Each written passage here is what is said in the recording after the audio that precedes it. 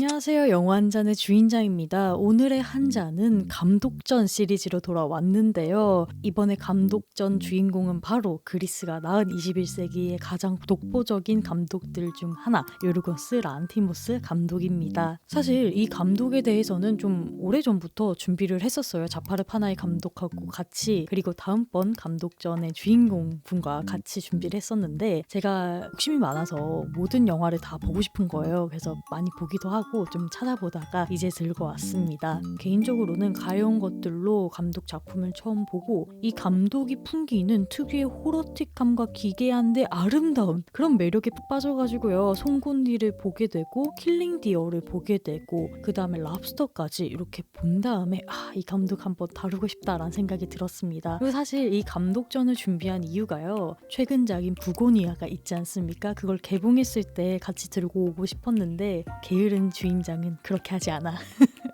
아무튼 그래서 이 감독의 필묘를 따라가면서요, 이 기괴함에서 오는 미장센과 아름다움에 대해서 좀 더 톱파볼 예정이고요. 그럼 거두절미하고 요르고스 란티모스 감독전 한번 말아보겠습니다. 이 다음부터 송곳니, 더 랍스타, 킬링 디어, 더 페이버릿, 가여운 것들, 카인즈 오브 카인니스, 부고니아에 대한 치명적인 스포일러가 포함되어 있습니다. 아직 영화를 보지 않았거나 볼 예정이신 분들, 스포일러를 피하고 싶은 분은 여기서 영상을 멈추고 영화 관람 후 시청하시길 바랍니다. 그럼 시작하겠습니다. 또한 이번 영상을 만드는데 담비 같은 참고 서적에 출처를 남깁니다. 모든 저작권은 원 저작권자들에게 있고, 저는 참고 혹은 변형하여서 영상을 만든 것입니다. 따라서 더 전문적이고 상세한 내용을 알고 싶은 분은 꼭 표기한 참고 서적을 보시길 바랍니다. 그럼 정말로 시작하겠습니다. 우선 요르고스 란티모스 감독은 1973년 9월 23일에 그리스 아테네에서 태어났습니다. 재밌는 건 그의 아버지가 그리스 국가대표 농구 선수였다는 건데, 란티모스 본인도 19살까지는 농구를 하다가 그만두고 경영학을 공부하다가 결국에는 영화 감독의 길로 접어들었습니다. 아테네의 스타브라코스 영화학교에 연출을 전공을 하고 90년대부터는 댄스 시어터 영상, TV 광고, 뮤직비디오를 연출했습니다. 심지어 2004년 아테네 올림픽 개막식에서도 참여했다고 하니 연극적인 감각이 이미 기초부터 뿌리 깊었습니다. 그가 영화를 만들기 시작할 때 그리스 영화 산업은 거의 죽어 있었다고 봐도 무방한데, 감독 본인도 그리스에서 영화를 만들 수 있을 거란 생각은 한 적 없다라고 말한 적이 있습니다. 하지만 2008년도 그리스의 거대한 경제 위기가 닥칩니다. 대규모 실업, 재정 불안정, 국가 정체성의 흔들림까지 이 격동의 시기가 역설적으로 그리스 영화의 새로운 물결을 만들어냅니다. 2011년 가디언의 스티븐 로즈가 처음 이름을 붙인 그리스 어워드 웨이브가 이렇게 탄생하게 되었는데요. 이 운동의 영화들은 초현실주의, 블랙 유머, 부조리주의가 결합되어 있습니다. 특히 권위주의 권력 구조를 국가적, 가족적 차원에서 탐구를 하고요. 소외된 주인공의 시선을 통해서 사회를 바라봅니다. 비미트리 파팔리콜라우 교수는 이 운동을 생체 정치의 시네마라고 정의하였는데, 간단히 말하면 국가나 권력이 사람들의 몸과 생활 자체를 어떻게 통제하는가에 대한 영화적 탐구라고 볼 수 있습니다. 위기로 무너진 그리스에서 영화인들이 느낀 감정은 마치 나라가 잘못된 차선으로 들어가서 전혀 다른 미지의 영역에 진입한 것 같은 기이함이었고, 그 기이함이 그대로 영화가 된 겁니다. 그리고 이 그리스 어워드 웨이브의 선봉작이 바로 이번 감독전의 주인공인 요르고스 란티모스 감독입니다.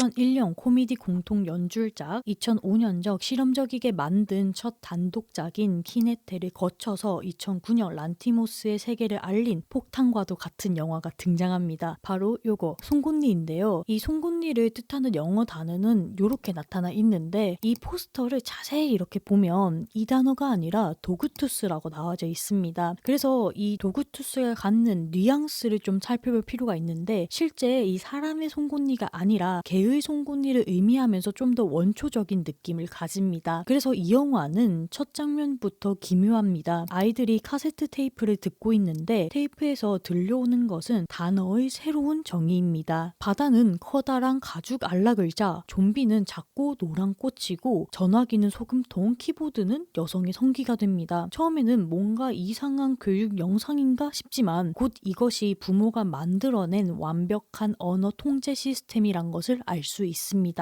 아버지와 어머니가 세면의 성인 자녀를 높은 담장의 저택 안에서 완벽히 가둬두고 거의 사육하듯이 키우고 있는데 외부 세계의 모든 단어를 재정의해서 가르치고 있는 겁니다. 그래서 이런 소설이 떠올리기도 하는데 이 가족의 규칙은 정말 기괴합니다. 하늘에 보이는 비행기 그거는 장난감이에요. 가끔 땅에 떨어지기도 하는. 프랭크 시나트라의 노래 그것은 할아버지의 목소리입니다. 아버지가 번역을 해주는 시나트라의 가사는 우리는 우리 집을 사랑합니다. 항상 엄마 아빠의 말을 잘 듣습니다. 와 같은 내용으로 변해져 있습니다. 그리고 이 통제 시스템을 유일하는 핵심 장치가 바로 공포입니다. 어느 날 정원에 떠돌이 고양이 한 마리가 들어오는데 아이들은 공포에 질립니다. 아들이 정원에서 가위로 고양이를 죽이고 이 사건을 알게 된 아버지가 어떻게 하냐면 자기 옷을 찢고 가짜 피를 뒤집어 쓰고 집에 돌아와서 이렇게 말합니다. 고양이는 가장 위험한 동물이야. 인간의 살, 특히 아이들의 살을 먹는단다. 담장 밖에 너희 형은 고양이에게 죽었다. 이렇게 말하면서 아이들에게 네 발로 기어서 개처럼 짖는 법을 가르칩니다. 왜냐면 그게 고양이를 물리친 유일한 방법이기 때문인데요. 그리고 가족은 존재하지도 않는 형의 추모식까지 치룹니다. 관객이 보기에는 완벽한 광기 그 자체인데 이 가족 안에서는 모두가 진지하게 그것을 받아들이고 있어요. 부조리한 진지함에서 란티모스 특유의 블랙 코미디가 탄생합니다. 전환점이 오는 것은 큰딸이 외부 세계를 접하는 순간입니다. 아버지가 아들의 성적 욕구를 해결하기 위해서 데려온 외부인 크리스티나가 큰딸에게 할리우드 테이프를 건네거든요. 그 테이프에는 로키포하고 조스가 들어있었습니다. 그래서 큰딸은 이 영화들에 완전히 매료되면서요. 가족들 앞에서 플래시 댄스의 오디션 장면을 통째로 재현하기도 하고 남매들에게는 로키의 대사를 뱉기도 합니다. 다시 그러면 네 내장을 다 꺼내버릴 거야. 내 딸 목숨을 걸고 맹세하지. 너와 네 일당은 이 동네에서 오래 못 버틸 거다. 이런 걸 뱉는 거죠. 부모가 만들어 놓은 인공 언어 체계 안에서 갑자기 할리우드 영화의 대사를 폭발하는 거예요. 맥락이 완전히 뒤틀린 채로. 이 장면이 기괴하면서도 소름 끼치는 이유는 외부 문화의 단 한 번의 접촉으로도 밀폐된 통제 시스템에 균열을 낸다는 것을 여실히 보여주기 때문입니다. 그리고 영화 마지막에 큰딸은 욕실에서 아령으로 자기 송곳니를 내려칩니다. 세면대에 피가 흥건해지고 그녀는 기뻐하면서 아버지 차의 트렁크에 숨어듭니다. 큰딸이 이런 기괴한 짓을 벌인 이유는 송곳니가 빠지면 밖으로 나갈 수 있다라는 가족의 규칙 때문이었습니다. 여기서 더 비극적인 건 그녀가 부모의 세계가 거짓말이란 것을 알게 됐지만 어떤 규칙이 거짓이고 어떤 규칙이 진짜인 것을 구별할 수 없다는 겁니다. 그래서 차를 타야만 나갈 수 있다라는 규칙에는 여전히 따르는 거예요. 카메라는 아버지의 직장 주차장에 세워진 차 트렁크를 보여주면서 마무리 짓는데 큰딸이 살아있는지 나와 있는지는 아무도 알 수 없습니다. 이렇게 마무리된 영화를 차근히 보자면 미셸 쿠포의 생체 권력에 대한 개념을 볼 수 있습니다. 아버지는 자녀의 언어, 신체, 성, 교육, 인식 전체를 통제해서 순종적인 몸을 만들어내는 권력의 구현체입니다. 그리고 이 가족은 곧 그리스 사회, 나아가서 모든 권위주의 사회의 축소판이 됩니다. 란티모스 본인도 인터뷰에서 원래 이 영화를 아이들이 나쁜 영향을 받으면 전염병처럼 퍼져가는 세계라는 SF로 구상했다고 하니까 말을 다 한 것이죠. 결국 그 나쁜 영향이란 게 사실은 자유와 진실이었다는 것입니다.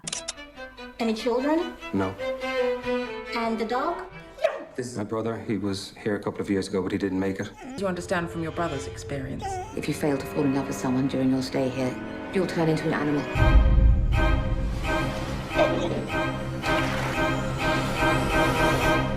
2011년 알프스를 걸쳐서 요르고스 란티모스의 첫 영어 장편으로 국제 무대에 진출합니다. 그래서 2015년 랍스터의 세계관도 기괴한데요. 이 세계에서는 독신이 불법입니다. 파트너가 없는 사람은 호텔이란 곳에 보내져서 45일 안에 짝을 찾지 못하면 자기가 선택한 동물로 변환됩니다. 첫 장면부터 충격적인데요. 어떤 여자가 차를 몰다가 멈추더니 들판에 있는 당나귀에게 가서 총을 쏩니다. 아무런 설명 없이 총을 쏘게 되는데 이게 나중에 봐야 이해가 되는 장면인데요. 이 세계관에서는 사람이 동물이 되잖아요. 그래서 저 당나귀가 누군가의 전 남편이거나 혹은 전 아내였다고도 볼 수 있는 거예요. 나름 복수를 한 것이죠. 그래서 이 한 장면으로 관객은 세계의 잔인한 규칙 속에 던져지게 됩니다. 주인공 데이비드는 호텔에 체크인하면서 변환될 동물을 선택합니다. 주인공은 랍스터를 고르는데 이 랍스터를 고른 이유가 오래 살고 피가 파랗고 성적 능력이 평생 유지되니까 라고 합니다. 실제로 랍스터는 탈피만 잘하면 영생이 가능하잖아요. 이 호텔의 규칙들은 이런 식입니다. 매일 저녁 공연에서 독신의 위험성을 보여주는 총극이 발생하고 예를 들어서 혼자 밥 먹다 목이 걸려서 죽는 장면 같은 거, 아침에는 사냥이라고 해서 숲에 숨은 독신 도망자들을 잡으러 나갑니다. 그리고 이 독신들을 한 명씩 잡을 때마다 호텔 체류 기간이 하루 연장됩니다. 여기서 짝을 찾는 방법도 정말 기괴한데 서로 공통점이 있어야지 커플이 될 수 있습니다. 그래서 어떤 사람들은 공통점을 만들기 위해서 자해를 하기도 합니다. 이러한 자해는 코피가 자주 나는 여자와 짝이 되기 위해서 스스로 얼굴을 때려서 코피를 내는 남자, 절뚝거리는 여자와 짝이 되기 위해서 일부러 다리를 다치게 하는 사람, 사랑을 증명하기 위해서 자기 몸을 훼손하는데 거리낌 없는 겁니다. 이런 것은 정상적인 관계라는 것의 폭력성을 극단적으로 밀어붙인 겁니다. 영화 후반부에 데이비드는 호텔에서 탈출해서 숲의 외톨이들에게 합류하게 되는데 여기에도 규칙이 있습니다. 외톨이들은 절대 연애를 하면 안 돼요. 호텔과는 대조적인 입장인 거죠. 키스를 하면 입술이 잘리고 성관계를 하면 빨간 키스라고 해가지고 잔인한 처벌을 받습니다. 그래서 여기도 호텔과 같이 커플을 강요하든 혹은 독신을 강요하든 같은 구조의 억압이라는 것을 보여주는 겁니다. 영화의 마지막 장면은 주인공이 숲에서 만난 근시 여자와 사랑에 빠지게 되는데 외톨이 리더가 여자의 눈을 멀게 만들어 버립니다. 그래서 데이비드는 식당 화장실에서 스테이크 나이프를 들고 거울 앞에 서서 자기 눈을 찌르려고 합니다. 그래야지 자신도 눈을 멀면서 공통점이 생기니까요. 카메라는 식당에서 기다리는 여자의 모습을 담고 검은 화면으로 끝납니다. 네, 여기서도 데이비드가 찔렀는지 아닌지는 영원히 알 수 없는 겁니다.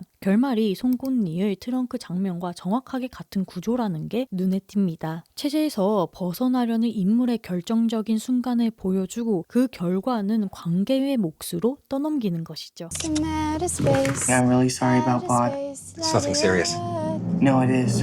Like we're the stars of the human race. Oh, what they heard. Giving love to the world. How did his father die? We'll be raising A surgeon never kills a patient. to get used to Why my children should have to pay the price. Let it burn, burn, burn, burn. We're gonna It's the only thing I can think of as close to justice. We can light it up, up, up.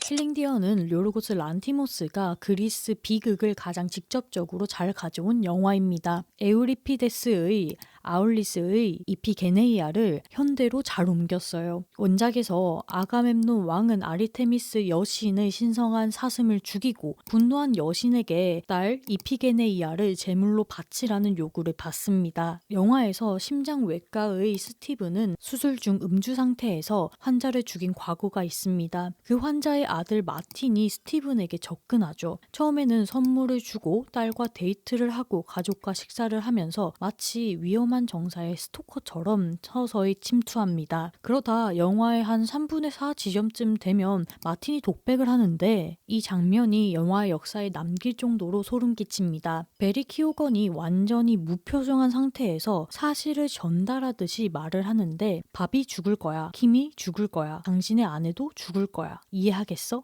그의 말이 신화 속 선언, 예언과도 같이 아들 밥은 먼저 다리를 못 쓰게 되고요. 딸 킴도 마비가 오고 눈에서는 피가 나기 시작합니다. 스테븐이 아무리 의학적으로 검사를 해도 원인을 찾을 수가 없어요. 정말 초자연적인 저주가 내린 겁니다. 현대 의학의 권위가 완전히 무력해지는 순간인 것이요. 결국 스티븐은 여기서 한 가지 선택을 해야 합니다. 앞에서 마틴이 말한 것처럼 자신의 가족을 한 명 죽였으니까 너도 너의 가족을 한 명 죽여야 된다는 것이죠. 그래서 아들, 딸, 아내 중에 한 명이 죽지 않으면 결국은 전부 죽는다. 이 말을 듣고 남편인 스티븐은 고민하게 되는 겁니다. 마지막 장면에서 스티븐은 결정을 하지 못해요. 그래서 가족 3명을 의자에 이렇게 따로따로 앉히고 자기 머리에 이렇게 뭔가 뒤집어 쓰고 총을 들고 뱅글뱅글 돌다가 그냥 탁 해가지고 죽입니다. 마치 러시안 룰렛처럼. 첫 발은 빗나가고 두 번째 발도 빗나갔습니다. 세 번째 발이 아들인 밥에 맞으면서 아들이 죽게 됩니다. 에우리피데스의 비극에서는 이피게니아가 제단 위에서 숭어한 의식으로 희생되지만 유르고스 란티모스는 이것을 비참하고 어수선한 도살로 바꿔 놓았습니다. 학자 바쿨렌코는 이 두 텍스트를 비교하면서 아가멤논과 스티븐의 공통된 특성이 휴비리스, 그러니까 오만이라고 분석합니다. 에우리피데스에서 데우스 엑스 마키나로 해결이 되지만 란티모스에서는 실제 가족의 죽음으로만 질서가 회복됩니다. 왜냐하면 여기에서 살인은 피해 속죄를 전제로 하기 때문입니다. 영화의 진짜 마지막 장면은 가족 3명, 그러니까 아내, 딸, 스티븐이 조용히 식사를 하는 장면입니다. 이것도 좀 많이 기이한데 아들이 죽었잖아요. 근데 아들의 빈자리를 두고 아무 말 없이 그런 식당에서 밥을 먹는 건데 마틴이 같은 식당 다른 테이블에 감자튀김을 먹고 있어요. 서로 눈이 마주쳤지만 아무 일도 일어나지 않았습니다. 왜냐면 대가는 이미 치러졌기 때문이죠. 그래서 이 영화는 앞에서 말한 신화적인 모습을 그대로 따오면서 현대적인 비극을 더했습니다. 특히 이 현대적인 관점으로서 풀 수 없는 영역, 그러니까 초자연적인 영역에서 벌어지는 마틴이라는 존재를 신적으로도 볼 수 있으나 혹은 마녀라고도 볼 수 있겠고 거기에서 실현을 당하는 스티븐은 영웅이 아닌 한 명의 사람으로서 무력함을 잘 보여줍니다.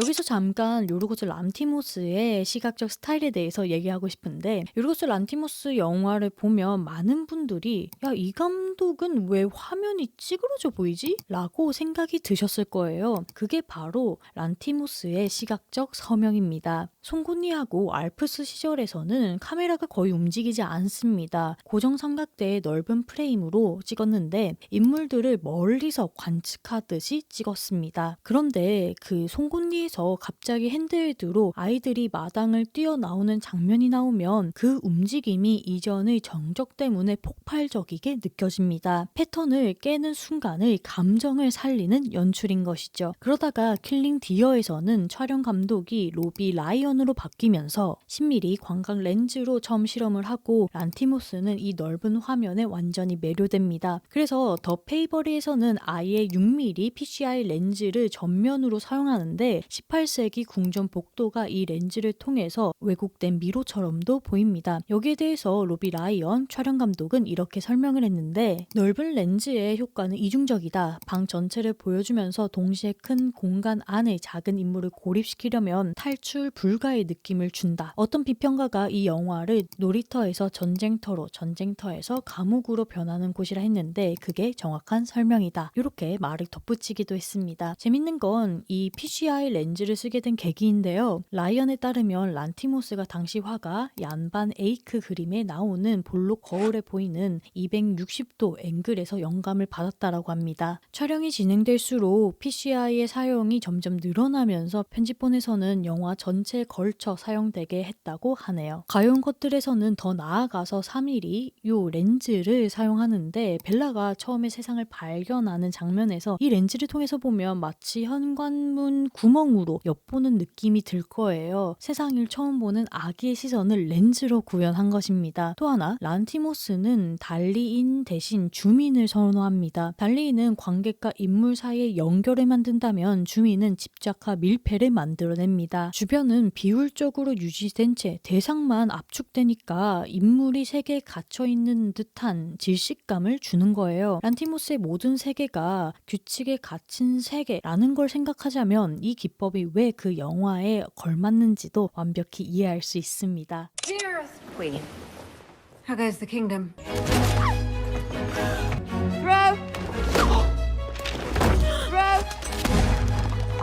You look like a badger. I've sent for some lobsters. I thought we could race them and then eat them. This is Bella. Bella, this is Mr. McCandles. Hello, Bella. I am Bella Baxter, and there is a world to enjoy, circumnavigate. It is the goal of all to progress, grow. A woman plotting her course to freedom.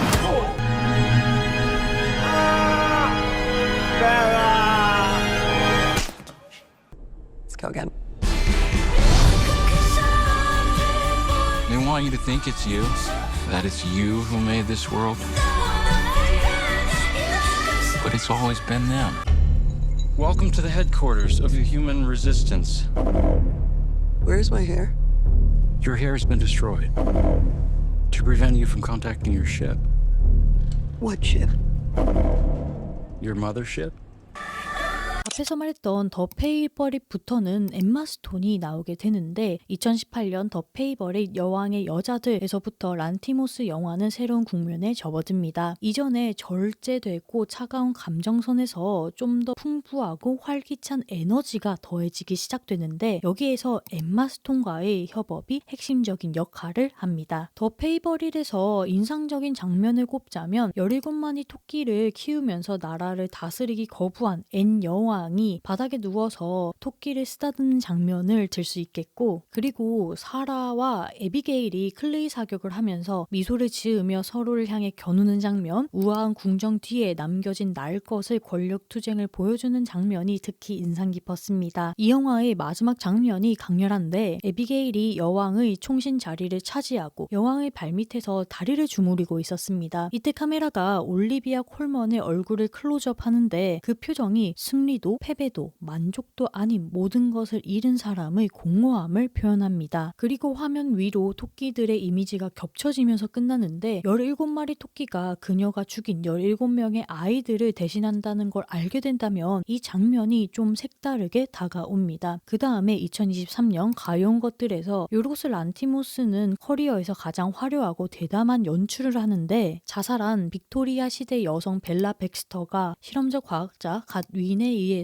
태아의 뇌를 이식받고 부활합니다. 아기의 인지 상태에서 시작한 벨라의 움직임이 정말 놀라운데 엠마 스톤이 아기가 걷는 듯이 뒤뚱거리면서 서서히 근육 제어를 배워 나가는 과정을 신체적으로 정말 잘 구현해냈습니다. 리스본에 도착한 벨라가 처음 세상의 아름다움을 발견한 장면이 있는데 하늘을 올려다보면서 감탄을 하다가 바로 다음 순간 창밖으로 아이들이 굶주리는 것을 보고 자기가 가진 돈 전부를 던져버립니다. 아기의 순수함으로 세상을 바라봤기 때문에 왜 어른들이 저 굶은 아이들을 보고도 가만히 있지? 라는 질문을 던진 것이죠. 이전 작품이 통제와 억압에 갇힌 인물들을 보여줬다면 가여운 것들의 벨라는 그 통제에서 벗어나는 그 과정 자체가 주된 영역이 됩니다. 그래서 이 가여운 것들은 베네치아 황금사자장 아카데미에서는 사관왕을 받습니다. 그리고 가장 최근작 부고니아 2025년도에 나왔죠. 장원준 감독의 지구를 지켜라를 리메이크를 했는데 부고니아는 영화한전 채널에서 한번 말아본 적이 있어서 참고 부탁드리고요. 양봉업자 테디가 거대 제약회사 CEO 미셸을 납치해서 그녀가 지구를 파괴하려는 외계인이라고 확신을 갖고 있습니다. 그래서 그의 지하실에서 신문을 하게 되는데 이 영화에서 엠마 스톤의 열연이 잘 드러나는 장면이 삭발을 했다라는 겁니다. 영화 내에서 이 머리카락이 수신기 같은 역할이어가지고요. 싹싹 밀어버리고 조건이거든요. 근데 이 조건이 요르고스 란티모스도 같이 밀어야 된다는 조건이었대요. 그래서 엠마 스톤은 어머니의 암투병 경험과 연결 지으면서 이 경험이 해방적이었다라고 말도 했습니다. 영화의 마지막은 제가 좋아하기도 하고 란티모스 감독답게 마치는데 미셸이 안드로메다 모선으로 올라가서 인류 실험은 실패라고 선언을 한 다음에 그 평평이 지구의 대기를 터뜨려서 인류만 절멸시킵니다. 그래서 엔딩 크레딧이 올라가면서 피트 시거의 반전 노래가 흘러나오고 이후에 새소리만 남습니다. 그래서 이 모습을 보자면 인류가 사라진 후에야 비로소 지구에는 평화가 왔다라고 메시지를 던지는 것도 같았습니다. 요르고스 란티모스의 특유의 인간 혐오가 아닌 인간에 대한 냉철한 관찰이 극에 달한 결말이지 않을까라는 생각도 드는데요. 부고니아라는 제목이 소의 사체에서 벌이 나타난다라는 고대 의식에서 온 건데 파괴를 통한 재탄생이라는 주제가 란티모스 전체 필모그래피와도 맞닿아 있습니다.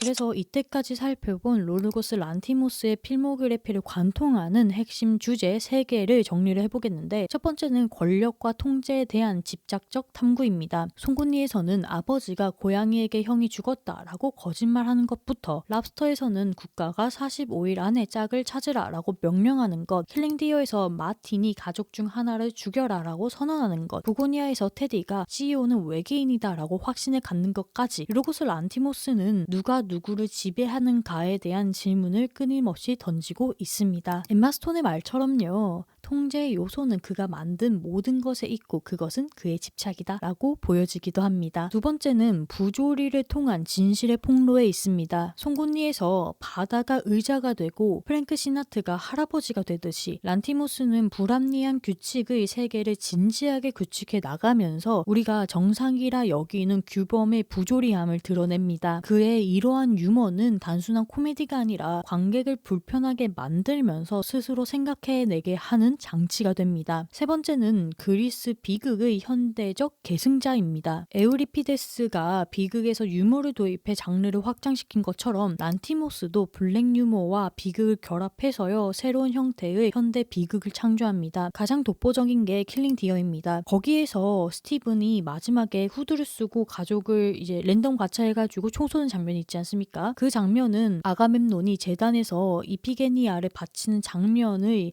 처참한 현대 버전이고 그 비극성은 격식이 없이 좀 더 잔인해집니다. 그래서 란티모스가 이렇게 말하기도 했는데 나는 사람들이 영화를 능동적으로 볼 수 있게 하고 싶다. 약간 불편하게 느끼면서도 즐기고 호기심을 갖고 의미에 대해서 생각하기 시작하는 그리고 끝났을 때 계속 생각하고 싶다는 강한 욕망을 갖기를 바란다. 이렇게 말했습니다. 기이함을 무기로 불편함을 언어로 21세기 영화 지형도를 바꿔가고 있는 감독 요르고스 란티모스 그의 작품이 벌써 기대가 되는 대목입니다. 네, 그래서 오늘은 제가 정말 좋아하는 감독들 중에 하나인 요르고스 란티모스 감독전을 한번 말아보았는데요. 이번에는 학술적인 내용을 깊게 파는 것보다 이 필모그래피를 하나하나 짚어보면서 거기에 관통하는 그의 주제를 살펴보았습니다. 특히 저는 가벼운 것들로 요르고스 란티모스 감독 영화를 처음 본 입장으로서 그 전에 필모그래피가 상당히 다르다라는 느낌을 많이 받았습니다. 그래서 그런 부조리함을 무기로 감독의 색채가 가장 많이 드러난 송곳니와 더 랍스터 그리고 거기에서 신화적인 비극성을 통하여 현대와 접목해서 좀 더 잔인하고 부조리함을 극대화시킨 킬링 디어 그 후로 엠마 스톤과 협업을 하면서 살짝 색깔이 바뀐 더 페이버릿 여왕의 여자들 그리고 가벼운 것들 작년에 나왔던 부고니아까지 란티모스 감독이 가지고 있는 특유의 블랙 코미디적 요소를 쭉 끌고 가면서 불쾌한 언어를 통하여 관객들로 하여금 끝까지 생각을 나게 하는 여운이 좀 깊은 그런 감독이지 않을까 생각이 들었습니다. 그래서 오늘 영상은 여기서 마칠 건데요. 다음에 감독전도 기대 많이 해주시고요. 여러분의 구독, 좋아요, 댓글은 소중한 채널을 운영하는데 아주 큰 힘이 됩니다. 구독, 좋아요 눌러주시고 댓글로 생각을 알려주세요. 여러분의 댓글을 다는 재미가 쏠쏠합니다. 이번에 감독전을 보고 느낀 감정이나 의견들을 예쁘게 담아주세요. 그럼 다음 영상에서 뵙겠습니다. 모두들 안녕. 또 봐요.